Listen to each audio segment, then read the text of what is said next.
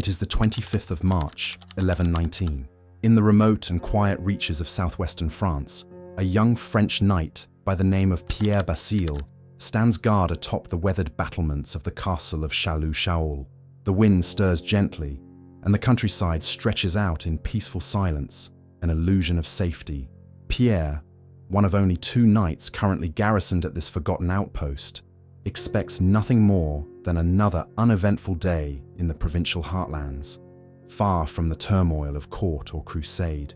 But then, piercing the calm like a blade through cloth, a terrible sight rises over the horizon. An army, disciplined, vast, and fearsome, advances in grim silence.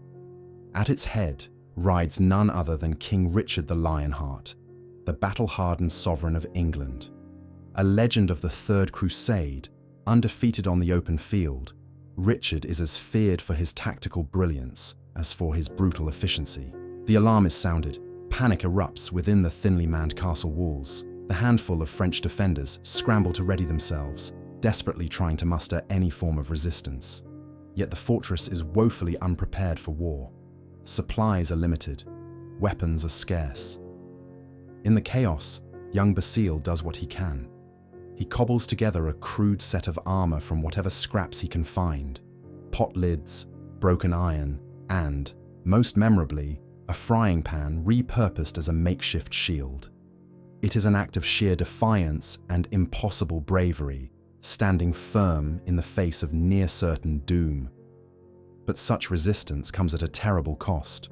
In less than a fortnight, Pierre Basile will meet one of the most horrific ends ever devised. Captured and sentenced to a punishment beyond imagination, his skin will be ripped from his living body in a torturous process known as flaying. Yet, despite the brutality of what follows, the story of how it all unfolds and why it happens might not be quite what you expect. When the English army first laid eyes on the undermanned and poorly fortified castle of Châlus-Chaoul, they likely assumed this would be a mere formality, more a sweep than a siege. So certain was King Richard of an easy victory that he roamed the outskirts of the fortress without even donning his armor. The confidence bordered on arrogance. From atop the ramparts, Pierre Basile watched, and then he saw it, a clear line of sight to the unarmored King of England himself. It was a moment too perfect to ignore. With steady hands and narrowed eyes, the young knight raised his crossbow, aimed through the narrow slit in the stone, and fired.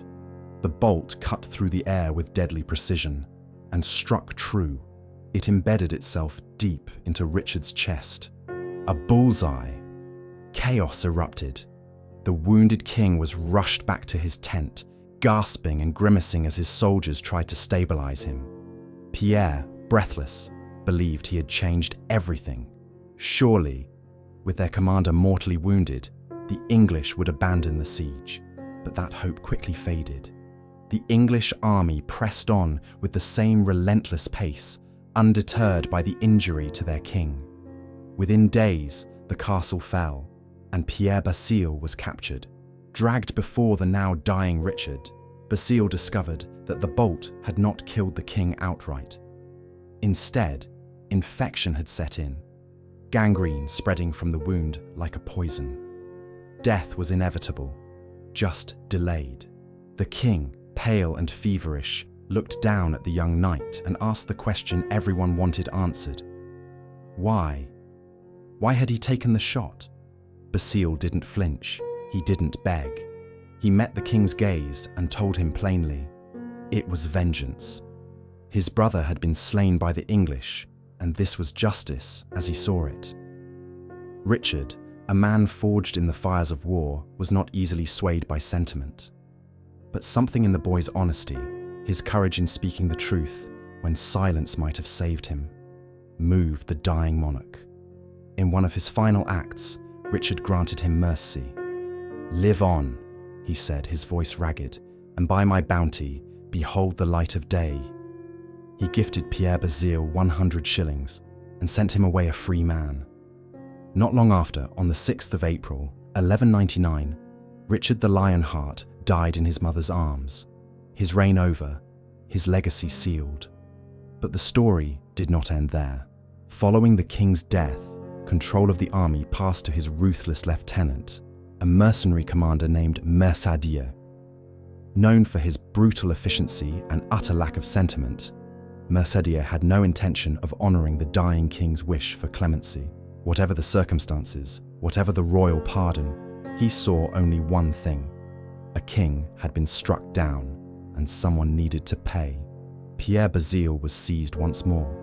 This time, there would be no mercy, no speeches, no shillings. As punishment for regicide, Mercadier ordered that Pierre be executed by flaying. We have few direct records of Basile's final moments, but flaying, as a form of execution, was well documented in medieval Europe. And what we do know is that it was among the most agonizing deaths imaginable.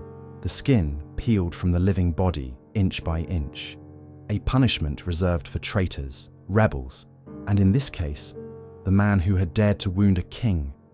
The process of flaying is among the most horrific forms of execution ever devised, and it begins long before a blade ever touches the skin. To prepare the body, executioners would often cure or blanch the skin.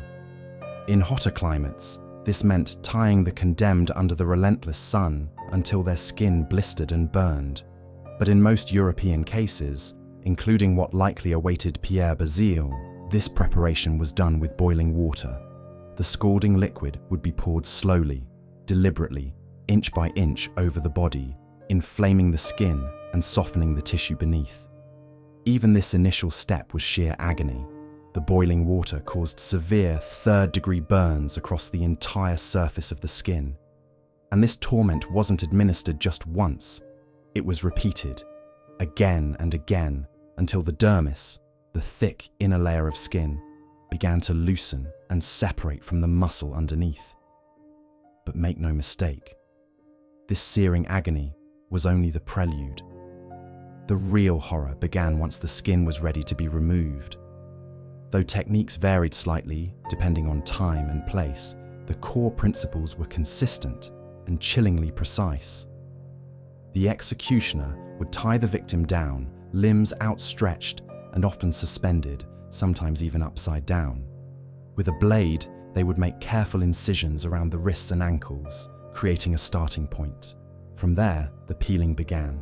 In some cases, the skin was slowly pulled back piece by piece, a methodical process designed to maximize suffering while keeping the skin as intact as possible. In other executions, the torturers would work their way inward, loosening the skin gradually, until they were confident that it could be removed in one brutal, wrenching motion.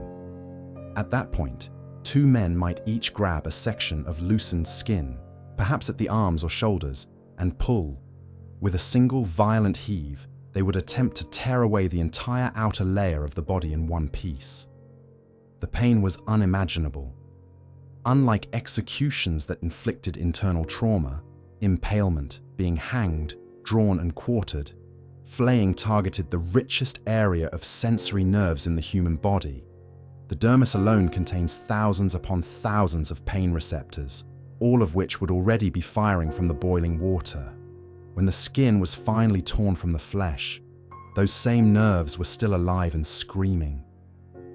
There are many terrible ways to die recorded throughout history, but if we are to measure them by pain alone, then flaying stands in a category of its own, an agony beyond the limits of description, a death that defies comprehension.